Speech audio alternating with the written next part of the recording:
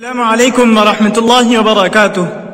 دوستو، آپ کا استقبال ہے ہمارے اس یوٹیوب چینل لرن ود صدیق احمد میں۔ آج آپ کے سامنے ہم پیش کرنے والے ہیں آؤ اردو سیکھیں اس کورس کا 9واں سبق۔ آج کے سبق کا عنوان ہے ہاتھی۔ اس کے معنی ہے فیل، خشکی کا سب سے بڑا چوپایا۔ اسی سے گویا ایک جانور کو کہتے ہیں جو ڈیل ڈول اور بڑے جسم والا آتا ہے۔ اسی سے ملتی جلتی کچھ باتیں ہیں جو مشہور ہے اور وہ الگ الگ طور پر استعمال ہوتے ہیں۔ ان کے معنی کی طرف ہم بڑھتے ہیں۔ ہاتھی پاؤں، یہ ایک بیماری ہے جس میں پاؤں بہت زیادہ موٹا ہو جاتا ہے، سوج جاتا ہے، پھول جاتا ہے، تو اسے کہتے ہیں ہاتھی پاؤں۔ پاؤں نہایت موٹا ہو جانا۔ اسی طرح اسی سے ایک مثل مشہور ہے، ہاتھی پھرے گاؤں گاؤں جس کا ہاتھی اس کا ناؤں۔ ہاتھی پھرے گاؤں گاؤں جس کا ہاتھی اس کا ناؤں۔ یہ مثل مشہور ہے۔ اس کا معنی ہے جس کی چیز اسی کا نام ہوتا ہے، جس کی چیز اسی کا نام ہوتا ہے۔ اس سے ایک اور بات مشہور ہے، ہاتھی جھولنا۔ ہاتھی جھولنا اس کنایتاً ایسے آدمی کو کہا جاتا ہے جو بہت زیادہ دولت مند ہو۔ اس کا معنی آتا ہے بہت زیادہ دولت مند ہونا۔ ہاتھی جھولنا یعنی بہت زیادہ دولت مند ہونا۔ ہاتھی جھومنا یہ ایک محاورے کے طور پر استعمال ہوتا ہے۔ ہاتھی جھومنا یعنی کسی کے پاس ہاتھی ہونا، اور دوسرا معنی اس کا آتا ہے کسی کے گھر میں کنواری لڑکی کا شادی کے لائق ہونا۔ گھر میں کنواری لڑکی کا شادی کے لائق ہونا۔ اس سے اور مثل مشہور ہے، ہاتھی چڑھے کتا کاٹے۔ ہاتھی چڑھے کتا کاٹے۔ اس مثل کا معنی ہے بدقسمتی ہو تو اچھے کام میں بھی نقصان ہو جاتا ہے۔ بدقسمتی ہو تو اچھے کام میں بھی نقصان ہو جاتا ہے۔ ہاتھی سے گنے کھانا یہ ایک محاورہ ہے۔ ہاتھی سے گنے کھانا اس کا معنی ہے زبردست سے مقابلہ کرنا۔ زبردست سے مقابلہ کرنا، طاقتور سے کوئی چیز لینا۔ اس سے ایک مثل اور ہے، ہاتھی کا بوجھ ہاتھی اٹھاتا ہے۔ ہاتھی کا بوجھ ہاتھی اٹھاتا ہے۔ اس کا معنی بڑے کام بڑے حوصلہ والا ہی کرتا ہے۔ بڑے کام بڑا حوصلہ والا ہی کرتا ہے۔ اسی سے ایک اور مثل ہے، ہاتھی کے دانت دکھانے کے اور کھانے کے اور۔ ہاتھی کے دانت دکھانے کے اور کھانے کے اور۔ اس کا معنی ہے دنیا کے لوگ ظاہر میں کچھ اور باطن میں کچھ ہوتے ہیں۔ دنیا کے لوگ ظاہر میں کچھ اور باطن میں کچھ ہوتے ہیں۔ اگلا لفظ ہے جھومنا، ٹن ٹن۔ ٹن ٹن یہ گھنٹی کی آواز کو کہتے ہیں۔ جب کسی چیز پر ہم گھنٹی کے لیے بجاتے ہیں، کسی لوہے پر مارتے ہیں، تو اس وقت آواز جو نکلتی ہے ٹن ٹن، اس آواز کی نقل کی گئی ہے۔ جھومنا جھومتا ہوا، اسی سے ہے جھومنا۔ اس کے معنی آتے ہیں ہلنا، جسم اور سر کو ہلانا، لڑکھڑانا۔ اگلا لفظ ہے آہٹ۔ اس کے معنی ہے چلنے کی آواز۔ مجھے اس کی آہٹ محسوس ہوئی، یعنی آنے کی آواز سی معلوم ہوئی۔ گرد و غبار یعنی دھول، مٹی میں جو دھول اڑتے اسے کہتے ہیں گرد و غبار۔ کترا جانا، کترا جاتے یعنی کترا جانا۔ اس کا معنی ہے ہٹ جانا، راستہ دینا، راستہ کاٹ لینا۔ ڈیل ڈول، ڈیل ڈول اس کے معنی ہے جسامت، یعنی بڑا. کوئی آدمی بہت بڑا ہو، لمبا چوڑا، تو اسے کہتے ہیں ڈیل ڈول والا. صحرائی یعنی جنگلی. قوی اس کا معنی ہے طاقتور. یہ ٹن ٹن گھنٹے کی آواز کہاں سے آئی؟ دیکھنا وہ جھومتا ہوا ہاتھی آ رہا ہے. ذرا پاؤں کی آہٹ نہیں معلوم ہوتی، نہ گرد و غبار اڑتا ہے. گھنٹے کی آواز سن کر لوگ ادھر ادھر کترا جاتے ہیں اور اس کے لیے راستہ چھوڑ دیتے ہیں. کتنا بڑا ڈیل ڈول خدا نے اس کو دیا ہے. یہ صحرائی جانوروں میں سب سے بڑا اور قوی ہے. یہ ٹن ٹن گھنٹی کی آواز کہاں سے آئی؟ دیکھنا وہ جھومتا ہوا ہاتھی آ رہا ہے. ذرا پاؤں کی آہٹ نہیں معلوم ہوتی، نہ گرد و غبار اڑتا ہے. گھنٹے کی آواز سن کر لوگ ادھر ادھر کترا جاتے ہیں اور اس کے لیے راستہ چھوڑ دیتے ہیں. کتنا بڑا ڈیل ڈول خدا نے اس کو دیا ہے. یہ صحرائی جانوروں میں سب سے بڑا اور قوی ہے. ستون یعنی کھمبا یا پھر جس کے اوپر عمارت قائم ہوتی ہے، پیلر وغیرہ پائے، اسے کہتے ہیں ستون. اگلا لفظ ہے شوخ. اس کے معنی ہے چمکیلی، چمک. شوخ اس کے معنی چمک. چوڑے چکلے اس کے معنی ہے بڑے اور لمبے. چوڑائی اور لمبائی میں بڑے، اس کو کہتے ہیں چوڑے چکلے. جھلنا اس کا معنی ہے ہلنا.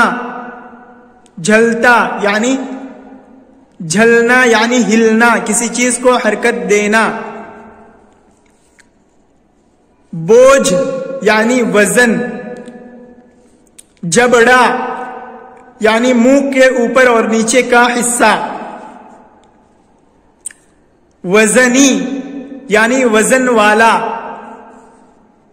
سونڈ، سونڈ ہاتھی کی سونڈ یعنی ہاتھی جہاں سے سانس لیتا ہے اور ناک کا حصہ رہتا ہے وہ نکلا ہوا، اسے سونڈ کہتے ہیں. اس کے پاؤں گویا عمارت کے ستون ہیں. آنکھیں چھوٹی چھوٹی مگر شوخ اور تیز ہیں.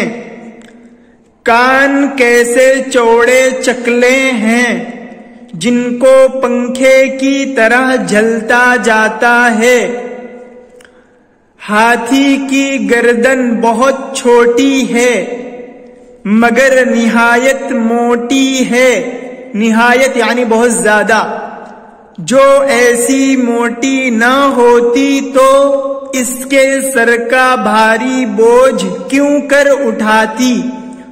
اوپر کے جبڑے میں سے کیا اچھے 2 لمبے سفید دانت نکلے ہوئے ہیں.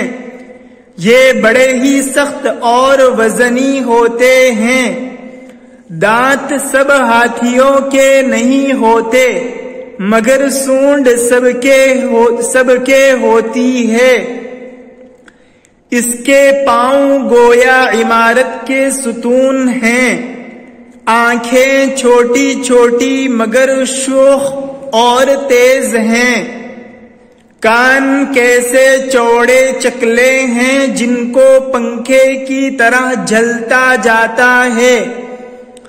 ہاتھی کی گردن بہت چھوٹی ہے مگر نہایت موٹی ہے. جو ایسی موٹی نہ ہوتی تو اس کے سر کا بھاری بوجھ کیوں کر اٹھاتی. اوپر کے جبڑے میں سے کیا اچھے 2 لمبے سفید دانت نکلے ہوئے ہیں، یہ بڑے ہی سخت اور وزنی ہوتے ہیں۔ دانت سب ہاتھیوں کے نہیں ہوتے، مگر سونڈ سب کے ہوتی ہے۔ ہاتھی کے تمام جسم میں سونڈ ہی عجیب و غریب چیز ہے، سر سے پاؤں تک۔ ہاتھی کے تمام جسم میں سونڈ ہی عجیب و غریب چیز ہے، سر سے پاؤں تک لٹکی ہوئی ہے، سر سے پاؤں تک لٹکی ہوئی ہے۔ کیسی گاؤدم، گاؤدم یعنی گاجر کی شکل کا، گائے کی پونچھ کی طرح۔ اگلا لفظ ہے گھمانا، یعنی کسی چیز کو ادھر ادھر پھیرنا۔ وسیلہ یعنی واسطہ، کسی چیز کے سہارے۔ اکھیڑنا یعنی درخت کو، کسی چیز کو جڑ سے اکھاڑ پھینکنا۔ شاخ یعنی ڈالی۔ کوتاہ، لٹکی ہوئی ہے۔ ہاتھی کے تمام جسم میں سونڈ ہی عجیب و غریب چیز ہے، سر سے پاؤں تک لٹکی ہوئی ہے۔ کیسی گاؤ دم ہوتی چلی آئی ہے، یہی اس کی ناک ہے اور یہی اس کا ہاتھ، اس کو ہر طرف گھما سکتا ہے، اس کے وسیلے سے چھوٹی اور بڑی سے بڑی چیز اٹھا سکتا ہے۔ کیسی گاؤ دم ہوتی چلی آئی ہے، یہی اس کی ناک ہے اور یہی اس کا ہاتھ، اس کو ہر طرف گھما سکتا ہے، اس کے وسیلے سے چھوٹی اور بڑی سے بڑی چیز اٹھا سکتا ہے۔ ہاتھی اپنی سونڈ سے درختوں کو اکھیڑتا اور شاخوں کو توڑتا ہے، درخت کی شاخ کو سونڈ میں لے کر پنکھے کی طرح جھلا کرتا ہے۔ کوئی چھوٹا سا دانہ زمین پر پڑا ہو تو اس کو بھی سونڈ کی نوک سے اٹھا سکتا ہے۔ ہاتھی اپنی سونڈ سے درختوں کو اکھیڑتا اور شاخوں کو توڑتا ہے، درخت کی شاخ کو سونڈ میں لے کر پنکھے کی طرح جھلا کرتا ہے۔ کوئی چھوٹا سا دانہ زمین پر پڑا ہو تو اس کو بھی سونڈ کی نوک سے اٹھا سکتا ہے۔ شوق یعنی کسی چیز کی رغبت ہونا، دلچسپی ہونا۔ چھڑکنا یعنی کسی چیز کا پانی وغیرہ کا چھڑکاؤ دینا، پانی وغیرہ کو چھٹکنا، پانی کے قطرے اپنے بدن پر مارنا۔ کوتاہ اس کا معنی ہے چھوٹی۔ اس کو غسل کا بڑا شوق ہے، اس کو غسل کا یعنی نہانے کا بڑا شوق ہے۔ اپنی سونڈ میں پانی بھر کر بدن پر چھڑک لیتا اور پینے کے وقت منہ میں ڈال لیتا ہے۔